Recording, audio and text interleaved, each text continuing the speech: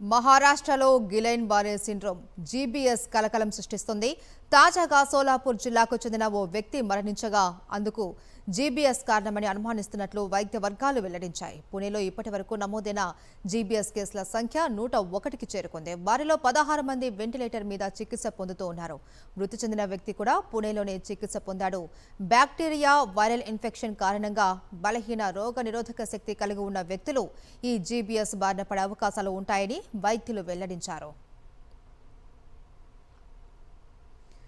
శరీరానికి సోకిన ఇన్ఫెక్షన్కు ప్రతిస్పందించే రోగ నిరోధక వ్యవస్థ పొరపాటున నరాలపై దాడి చేసే అరుదైన పరిస్థితే జీబీఎస్. ఆ రుగ్మత బారిన పడిన వారికి ఒళ్లంతా తిమ్మిరిగా అనిపించడం, కండరాలు బలహీనంగా మారడం వంటి లక్షణాలు కనిపిస్తాయి. డయేరియాకు కారణమయ్యే క్యాంపిలోబాక్టర్ బెజూని బ్యాక్టీరియా జీబీఎస్కు కారణం కావచ్చని వైద్యులు అనుమానిస్తున్నారు.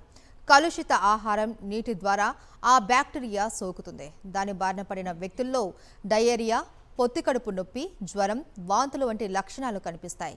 ప్రతి 1000 మందిలో ఒకరికే ఈ పరిస్థితి ఎదురవుతుంది. అంతేకాదు ఈ చికిత్స చాలా ఖర్చుతో కూడుకున్నది.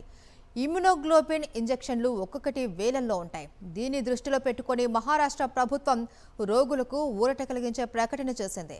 ప్రభుత్వ ఆసుపత్రుల్లో ఉచితంగా జీబీఎస్ చికిత్స అందిస్తామని రాష్ట్ర ఆర్థిక మంత్రి అజిత్ పవార్ వెల్లడించారు.